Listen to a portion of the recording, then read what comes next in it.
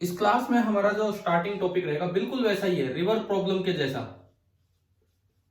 बिल्कुल सेम है, aeroplane wind problem. बस एक ही क्वेश्चन लेंगे क्योंकि उसी टाइप की प्रॉब्लम्स है।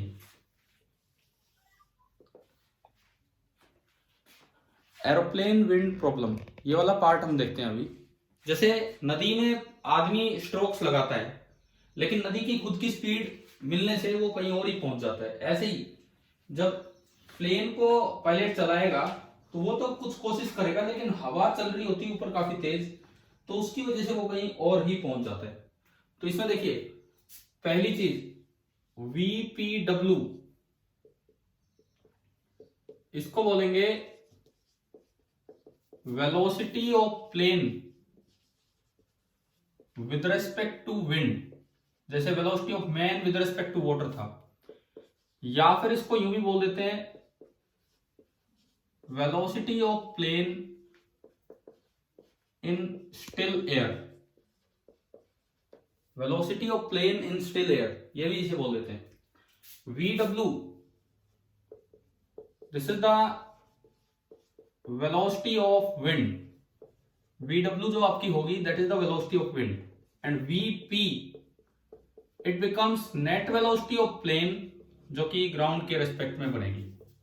Net velocity of plane with respect to ground, जो हमें देखनी होगी भाई किधर प्लेन जा रहा है। तो हम जानते हैं कि VPW, VAB का फॉर्मूला होता है VA minus VB, VP minus VW। तो अगर मैं यहां से नेट वेलोसिटी ऑफ प्लेन निकालूं तो वो आई velocity of plane with respect to wind plus velocity of wind. ये बिल्कुल ऐसा ही है जैसे नेट वेलोसिटी ऑफ मैन आया था सुबह, VMR प्लस VR, तो VPW प्लस VW। तो कोई फर्क ही नहीं है एरोप्लेन विंड प्रॉब्लम में, बस इसमें वो क्रॉसिंग द रिवर वाला काम नहीं होता, कुछ और किसी भी टाइप का हो सकता है। ये बात तो आई गई होगी आपको समझ में कि क्या इक्वेशन बननी है, किस तरह से काम देखना आगे। हमें क्लियर है ये चीज? ठीक है, एक सवाल लेते हैं और मुझे लगता है एक सिंगल क्वेश्चन बहुत है, बिकॉज हम और भी टाइप करने हैं फिर कुछ और चीजें।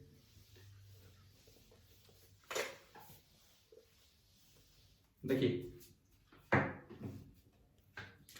सपोज आपको यूं दिया गया है कि एक कोई ट्रैक है, एयर ट्रैक है, ये जमीन पे नहीं है, हवा में है, और हॉरिजॉन्टल ट्रैक है पूरा, ये वर्टिकली नीचे नहीं आ रहा है, ये हॉरिजॉन्टल ट्रैक है।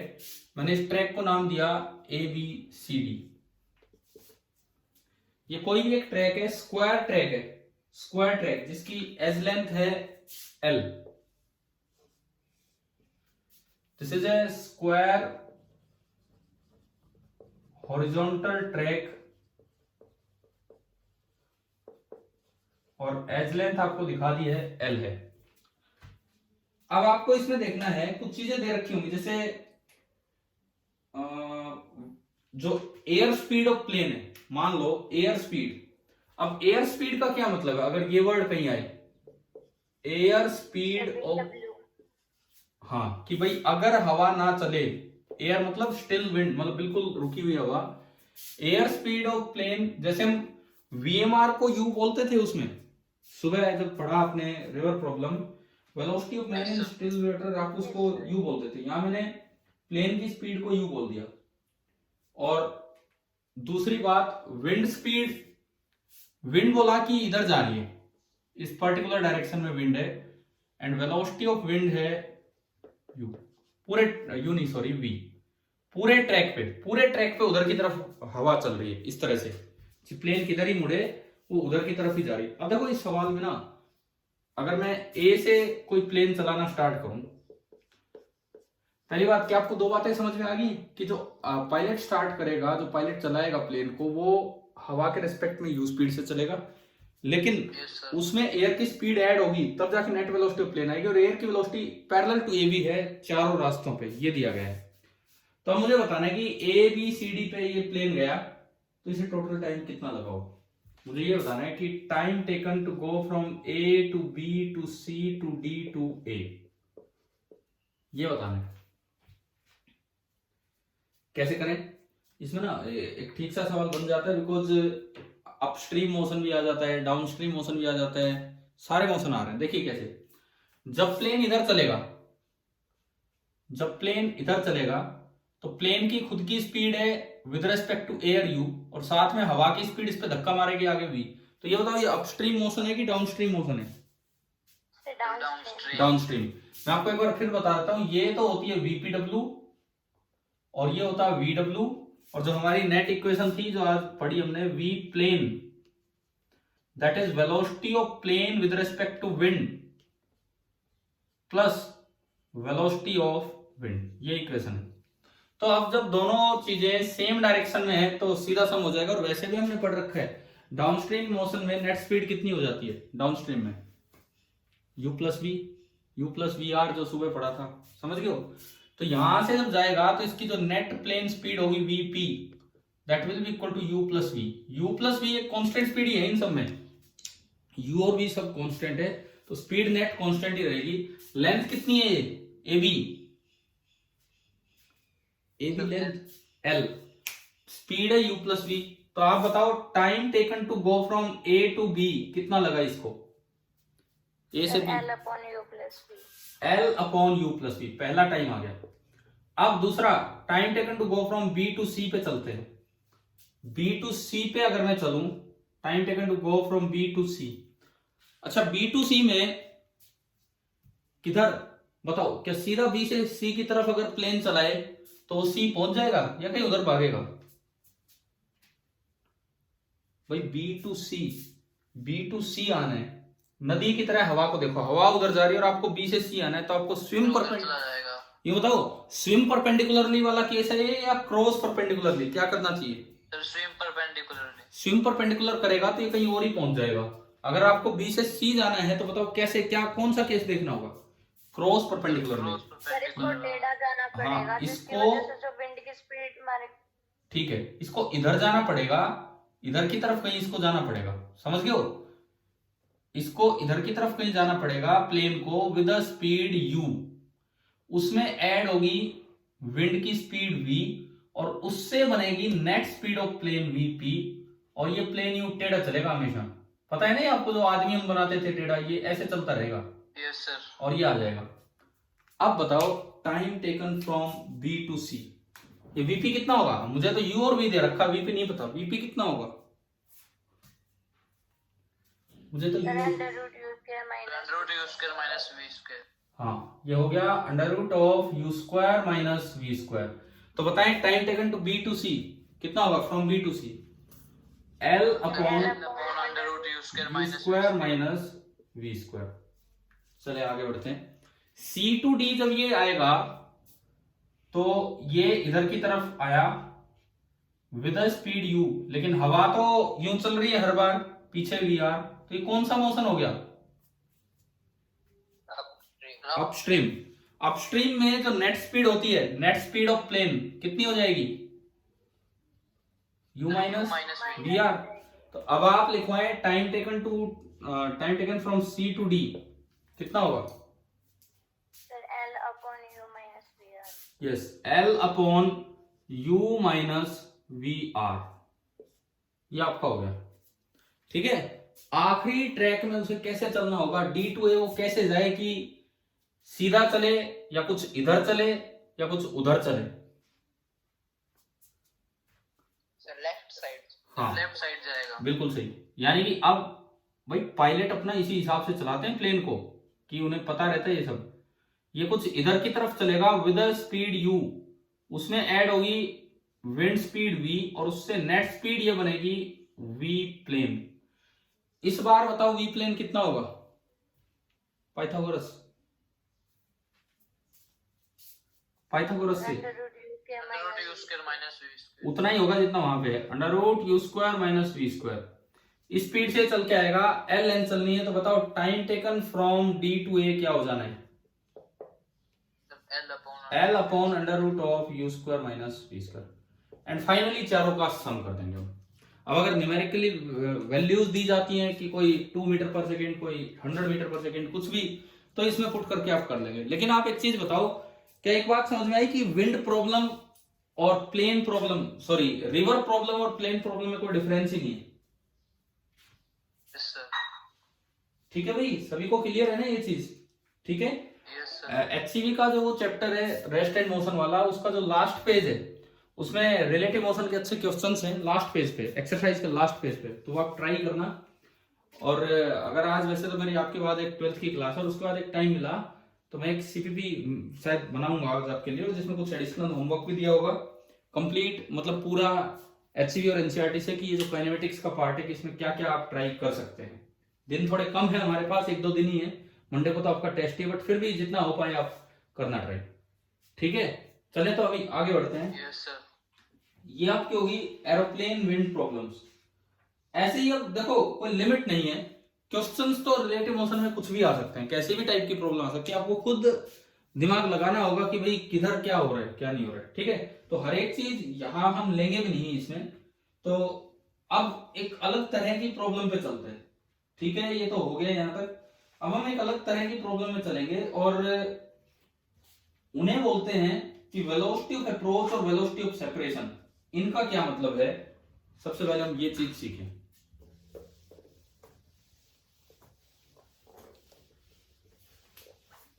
सर अगर विंड की स्पीड बहुत ज्यादा होगी तो प्लेन उड़ जाएगा क्या? लेकिन प्लेन की स्पीड कुछ ज्यादा ही होती है, मैं आपको बता दूं कि विंड की स्पीड के मुकाबले प्लेन की स्पीड अक्सर बहुत ज्यादा होती है।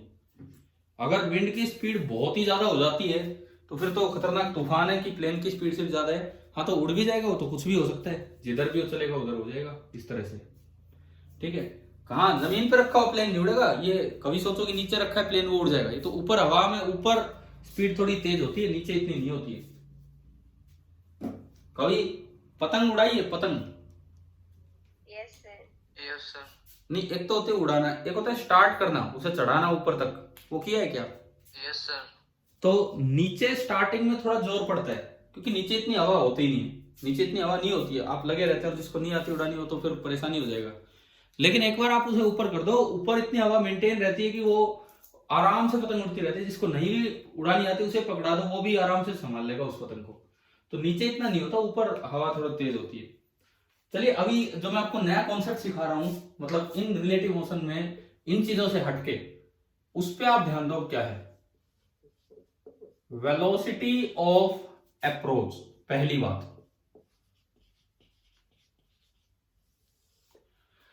बाय डेफिनेशन भाई होती क्या है, जैसे वेलोसिटी ऑफ अप्रोच, एक पार्टिकल A है, एक पार्टिकल B है, A B को अप्रोच कर रहा है, यूं नहीं कह रहे हम इसी लाइन के लॉन्ग चल रहा हूं, A B को अप्रोच कर रहा है, मतलब A B separation is decreasing with time. इसका यह मतलब है कि सेपरेशन A B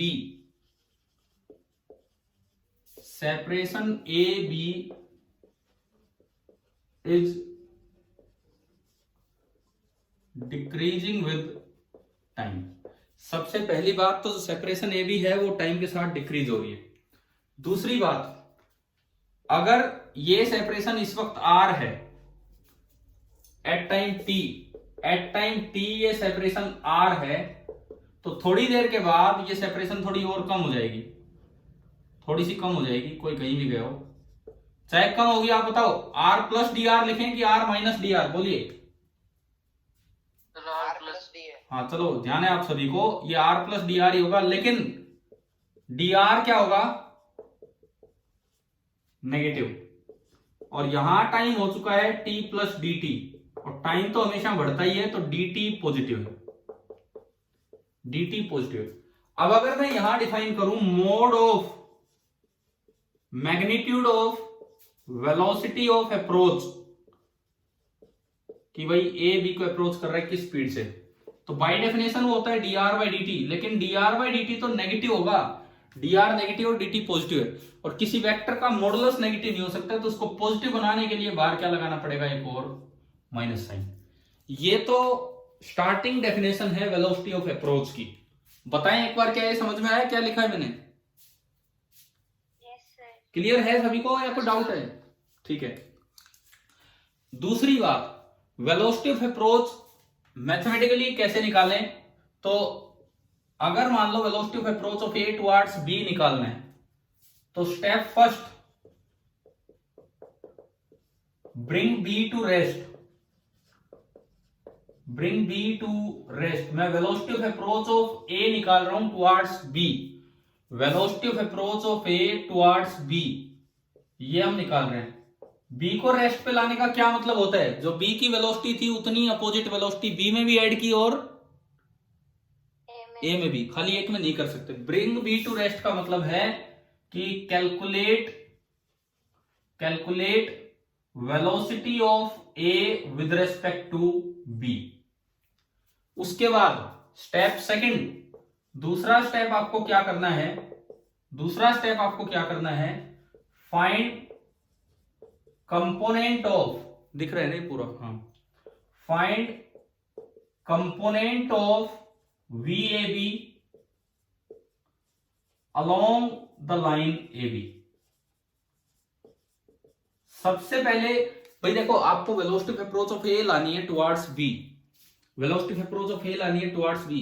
तो पहला काम, बी के रेस्पेक्ट में ए की वेलोसिटी निकालो, बी को रेस्ट पे लाके ए की वेलोसिटी निकालो, और दूसरा काम फिर उस वेलोसिटी का कंपोनेंट कर दो along the line A B.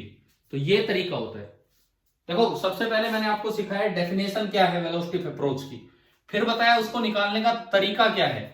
अब बताऊंगा कि प्रैक्टिकली आप कौन सा तरीका न्यूमेरिकल्स में अप्लाई करेंगे, बिकॉज ना तो इससे आंसर आएगा, ये बड़ा है, ये करना नहीं। बाकी मतलब आ गया समझ में, ये तरीका क्या है। पहले ए के रेस्पेक्ट, बी के रेस्पेक्ट में ए की वेलोसिटी निकालो और फिर उस वेलोसिटी का रिलेटिव वेलोसिटी का कंपोनेंट कर दो along the line A B, वो होगी वेलोसिटी ऑफ अप्रोच। अब मैं आता हूं नंबर 3, तीसरे काम पे, कि भाई ये निकालना कैसे है वेलोसिटी ऑफ अप्रोच, वो देखें। अब आप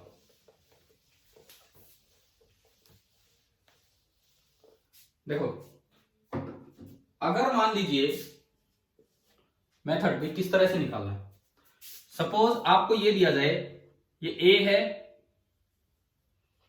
ये बी है, बोला कि ए इधर जा रहा है विद सम वेलोसिटी v1 और ए बी लाइन के साथ उसका एंगल है θ1, और बी कहीं भी जा रहा है, ऊपर भी हो सकता है नीचे भी, with velocity v2। A B line join करो और दोनों वेलोसिटीज का एंगल देख लो ए बी के साथ। फिर क्या कीजिए, वेलोसिटीज के कंपोनेंट्स कर दीजिए along the line A B, that is v1 cos θ1 and perpendicular to the line A B v1 sin θ1। कोई रिलेटिव वेलोसिटी नहीं निकालनी है आपको। ऐसे ही आप v2 के भी कंपोनेंट कर लो along the line A B, v2 cos θ2 and perpendicular to the line A B v2 sin θ2। अब ए बी डिस्टेंस को चेंज कौन से कंपोनेंट करवा पा रहे बताओ, साइन वाले कि कोस वाले, जो ए बी डिस्टेंस को चेंज करवा पा रहे? कोस। साइन वाले केवल घुमा रहे हैं, साइन वाले केवल यूं घुमा सकते हैं, कोस वाले सेपरेशन कम करवा रहे हैं। तो इसको देख के मान लो ये 5 मीटर पर सेकंड है, ये 3 मीटर पर सेकंड है, तो दोनों मिलके 8 मीटर पर सेकंड से कम करवा रहे हैं। इसका मतलब इस पर्टिकुलर केस में velocity of approach of A towards B, direct answer है v1 cos θ1 plus v2 cos θ2। देखो मैंने पहले आपको definition the in terms of dr/dt, वो है माइनस dr/dt। उसके बाद उसकी तरीका बताया रिलेटिव वेलोसिटी से कैसे निकालते हैं, और अब कि प्रैक्टिकली कोई सिचुएशन दी हो तो उसमें कैसे ये चीज निकाली जाएगी। तो उसमें क्या आपको पहला केस आ गया ये समझ में किस तरह से निकालना है? Yes sir. ठीक है। दूसरा देखो, सेकंड वन, जरूरी नहीं कि ये कंपोनेंट इधर ही हो, मान लो ऐसा भी आ सकता है कंपोनेंट्स में, इस तरह की भी सिचुएशन हो सकती है कि ये ए और ये बी, इस वक्त ये v1 है और ए बी लाइन के साथ उसका एंगल है θ1, और ये v2 है इधर, और ए बी लाइन के साथ, ए बी लाइन आपको खुद ज्वाइन करनी पड़ेगी, और ये एंगल है θ2। आपने फिर कंपोनेंट किए, परपेंडिकुलर कंपोनेंट तो मेरे किसी काम के ही नहीं है वेलोसिटी ऑफ अप्रोच निकालने के लिए, मैं केवल इस पे ध्यान दूं। ये आया v1 cos, याद मत रटना मत कि कोस ही आना है, अगर एंगल इधर दिख रहा हो तो इधर साइन आ जाएगा, जिधर एंगल होता है उधर कोस होता है। ये है, आपको along the line A B component देखना है। Along the line A B ये वाला कंपोनेंट क्या होगा, v2 cos θ2। अब अगर बोला है सवाल में कि ए अप्रोच कर रहे हैं बी को, मतलब ए बी सेपरेशन कम हो रहा होगा, मतलब ये बताओ v1 cos θ1 ज्यादा होगा या v2 cos θ2, कौन सा ज्यादा होगा इनमें? इनमें कौन सा ज्यादा होगा? v1 cos थीटा 1 या v2 cos theta? v1 cos theta 1. हाँ, अब यूं बताओ, अगर ये 6 मीटर पर सेकंड है और वो आगे आगे 2 मीटर पर सेकंड से भाग रहा है, तो अप्रोच कितने से कर पा रहा है? So 4. 4. इट मींस अगर यहां लिखें velocity of approach of A towards B, तो वो हो जाएगा v1 cos theta 1 minus v2 cos theta 2. अभी बताओ कि आपको वेलोसिटी ऑफ अप्रोच निकालना समझ में आया कि भाई वेलोसिटी ऑफ अप्रोच कैसे निकाली जाती है, क्या मतलब है इसका? ठीक है, देखिए in terms of dr by dt हमने देख लिया, in terms of velocity, relative velocity हमने देख लिया, एंड फाइनली निकालना कैसे वो देख लिया. अब एक और टर्म है बिल्कुल ऐसी होती है, बिल्कुल ऐसी, that is called velocity of separation. Velocity of separation of A from B towards B, नहीं फ्रॉम बी. अगर वर्ड आया वेलोसिटी ऑफ सेपरेशन, तो सेपरेशन ए बी इंक्रीज हो रही होगी कि डिक्रीज हो रही होगी टाइम के साथ? इंक्रीज. तो पहली चीज तो ये आई कि वेलोसिटी ऑफ सेपरेशन, अगर वर्ड आ गया तो separation A B is increase. अब उन्हीं 3 बातों पे मैं चलूं. पहली चीज, पहली डेफिनेशन आपकी आई थी कि magnitude of velocity of approach होता है minus D R by D T, क्योंकि उसमें आर कम हो रहा था तो डी आर नेगेटिव था. बदलाव बताओ क्या बदलाव होगा अगर वेलोसिटी ऑफ सेपरेशन लिखना हो तो मुझे? सर इसमें r पॉजिटिव हो जाएगा. आर नहीं, आर तो पॉजिटिव था ही, आर तो पॉजिटिव था ही, आर तो कोई आर तो पॉजिटिव था, लेकिन आर प्लस डी आर जो होगा वो बड़ा होगा आर से, तो डी आर पॉजिटिव हो जाएगा. तो अगर आप वेलोसिटी ऑफ सेपरेशन लिखें तो सीधा लिखा जाएगा D R by D T, है ना भाई? आ गया समझ में पहली बात. दूसरी डेफिनेशन बिल्कुल सेम है, बिल्कुल सेम है कि जो भी रिलेटिव वेलोसिटी निकले ए की बी के रिस्पेक्ट में, उसका कंपोनेंट कर दो along the line A B. Approach वाले केस में वो टुवर्ड्स बी आएगा, वो कंपोनेंट, वो वेलोसिटी ऑफ अप्रोच होगी. और सेपरेशन वाले केस में वो अवे फ्रॉम बी आएगा, तो वो क्या बन जाएगी? Velocity of separation. एक बार दोबारा सुनो. तो दूसरा मेथड था कि भाई बी को रेस्ट पे ले आओ, ए की वेलोसिटी का कंपोनेंट कर दो, एक बार टुवर्ड्स बी, एक बार अवे फ्रॉम बी होगा. मतलब जब वेलोसिटी ऑफ अप्रोच बोला है तो कंपोनेंट जो आएगा रिलेटिव वेलोसिटी का टुवर्ड्स भी आएगा, और नहीं तो अवे फ्रॉम भी आएगा. छोड़ो उसको भी, वो यूज नहीं करना. तीसरा ये सुनिए, इसमें आपको सेपरेशन बताना है. पहला डायग्राम कि इस तरह का अरेंजमेंट है, ये ए, ये बी, ये इधर जा रहा है कहीं v1 वेलोसिटी से, और ए बी लाइन के साथ इसका एंगल है थीटा 1. वो कहीं और कहीं जा रहा होगा with velocity v2, and A B line के साथ उसका एंगल है थीटा 2. तो बताओ v1 का कंपोनेंट कितना होगा along line A B? v1 cos theta 1, and v2 का कितना होगा? v2 cos theta 2. और दोनों दूर भाग रहे हैं, ये 4 से 6 से, तो सेपरेशन कितने से बढ़ रहा है पर सेकंड? 10 मीटर पर सेकंड. यानी कि अब b प्लस ही होगा. पिछली बार b प्लस था, अब b प्लस है. रटना नहीं है, ये समझना है कि भाई कैसे हुआ. और उस केस में बताओ सेकंड वाले में, अगर यहां पे वेलोसिटी ऑफ सेपरेशन वर्ड आ जाए फ्रॉम b, तो कौन ज्यादा होगा? v1 cos थीटा 1 या v2 cos थीटा 2? कौन ज्यादा होगा जिससे इनके बीच का सेपरेशन बढ़े? v2 cos theta 2. ये ज्यादा है तो v2 cos थीटा 2 में से v1 cos थीटा 1 हम सब्ट्रैक्ट करेंगे. अभी बताओ कि आपको वेलोसिटी ऑफ अप्रोच और वेलोसिटी ऑफ सेपरेशन, क्या ये निकालना समझ में आ गया कि नहीं? क्या मतलब है कि टर्म्स क्लियर हैं कि नहीं? बोलिए. वेलोसिटी ऑफ अप्रोच और सेपरेशन. हाँ भाई, सभी को आ गया समझ में कैसे बताया मैंने? Yes sir. अब इसका यूज देखो, सेपरेशन वाले का नहीं, अप्रोच वाले का ज्यादा यूज है कोलिजन वाले क्वेश्चन में, कि ये चीजें कब कोलाइड करेंगी, कैसे मिलेंगी, वो सब है. तो उसमें एक चीज मैं आपको समझाता हूं, एक इंपॉर्टेंट पॉइंट. मान लो let initial separation between the particles, कोई भी दो पार्टिकल्स हैं, उनके बीच का इनिशियल सेपरेशन है आर नोट. दो पार्टिकल्स हैं, उनके बीच का इनिशियल सेपरेशन है आर नोट. इनिशियल का मतलब है at t equal to 0. t equal to 0 पे जो सेपरेशन है that is r naught. At any time t, किसी इंटरमीडिएट सिचुएशन पे सेपरेशन उनके बीच का हुआ r, और वो अप्रोच कर रहे हैं, वो मिलेंगे, तो एट t प्लस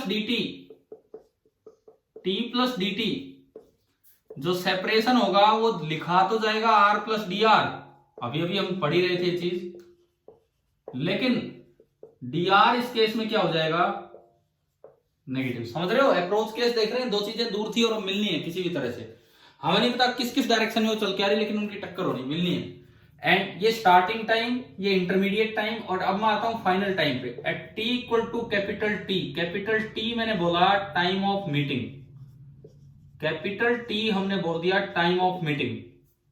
जो अगर वो मिल ही गए तो उनके बीच का सेपरेशन बताओ घट के कितना हो गया, 0।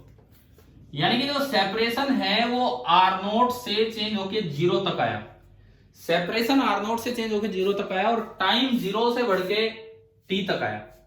अब ऐसे सवालों में टाइम ऑफ मीटिंग अक्सर पूछा जाता है, तो सबसे पहले तो मैं एक इक्वेशन बनाऊं कि कैसे कैसे निकालें इस चीज को, और फिर उस चीज को एक क्वेश्चन में अप्लाई करेंगे।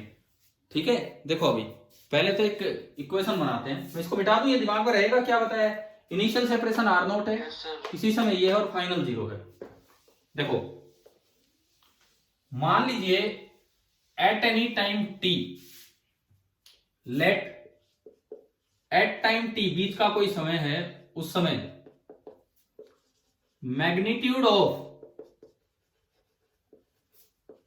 Velocity of approach, magnitude of velocity of approach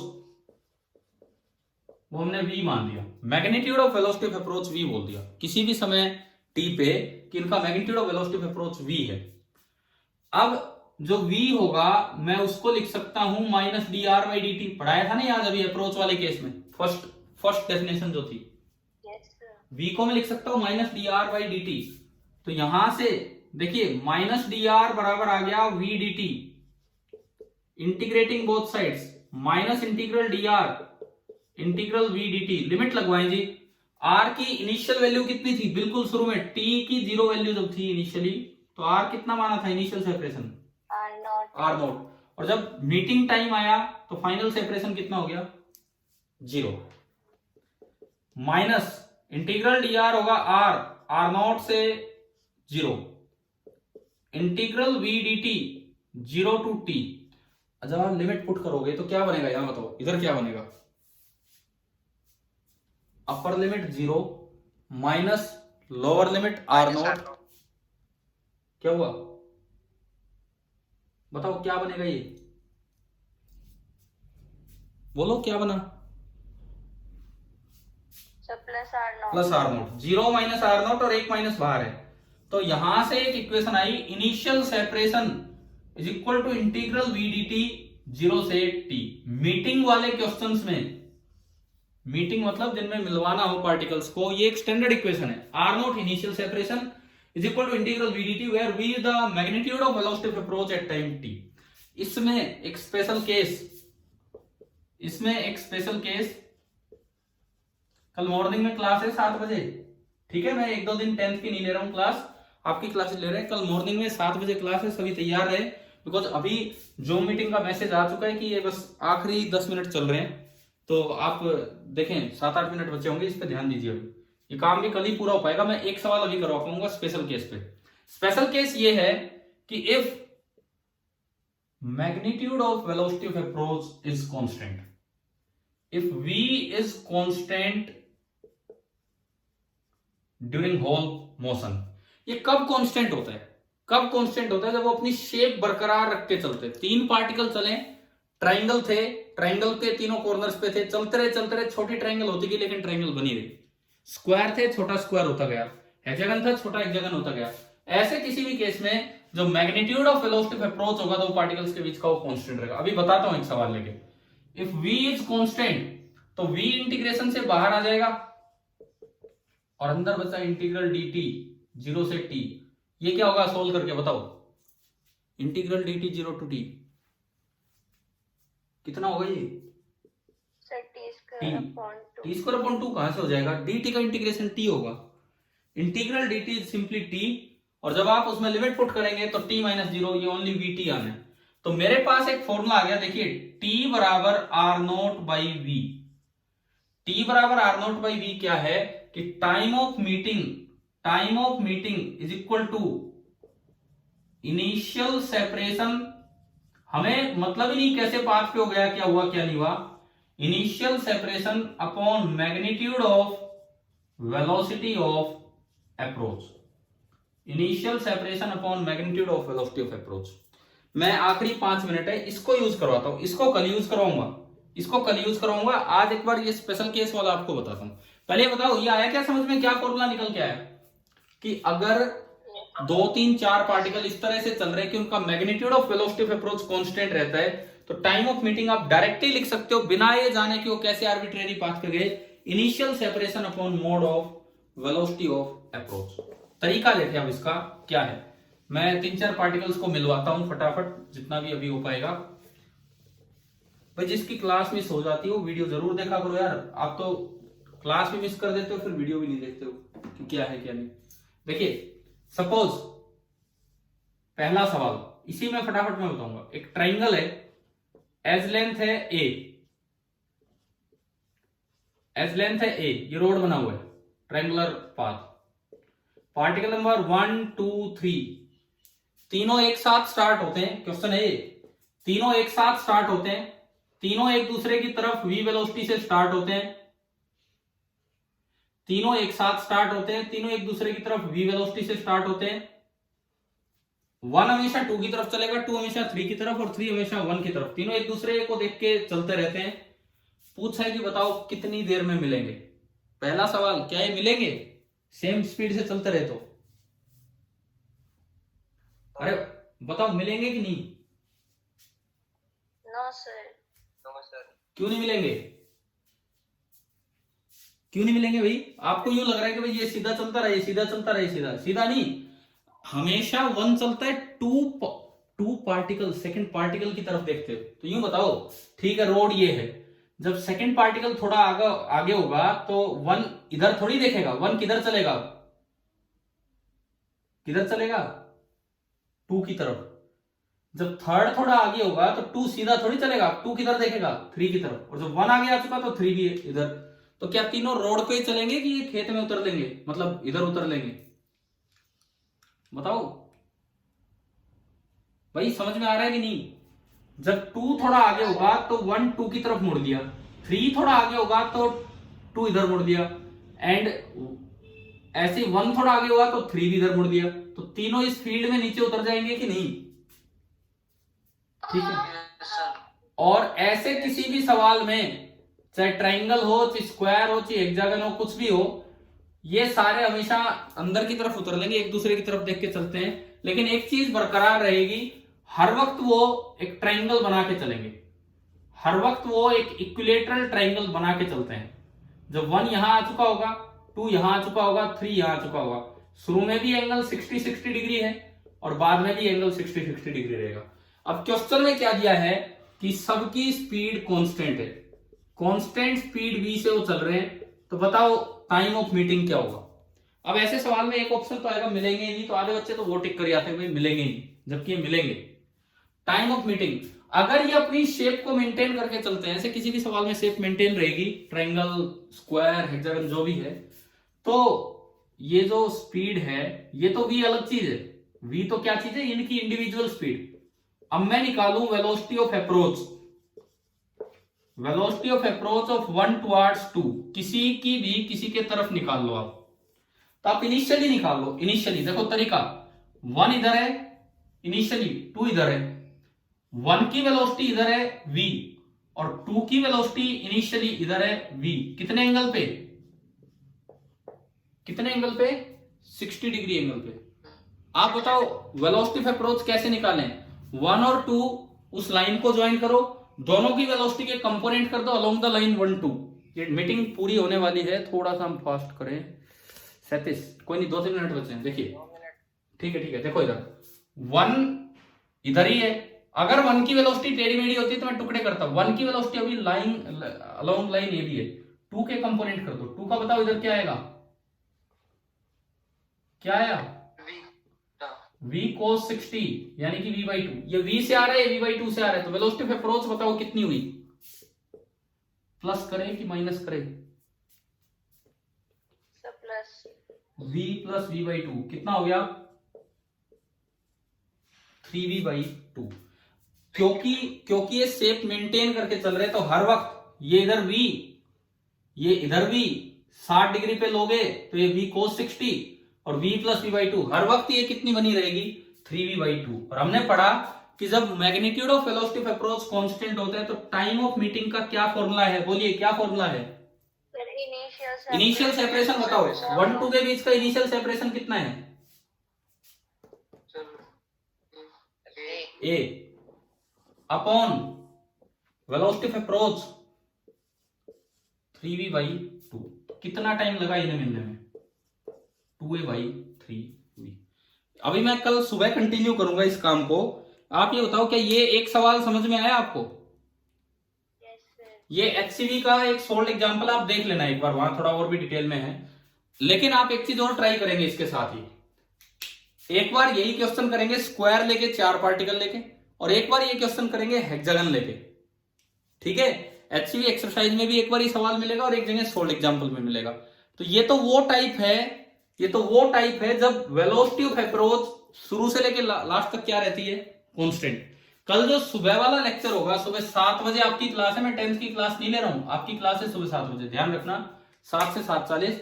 उस लेक्चर में सबसे पहला काम होगा कि इस तरह की चीजों, बल्कि मुझे लगता है यही सब हो पाएगा, इसी की डिटेल में हम चलेंगे, क्लियर है, यही सारा काम हम कर पाएंगे और ये अच्छे से सुबह समझ में आ ही जाएगा। और कल एक टेस्ट के लिए भी तैयार रहना।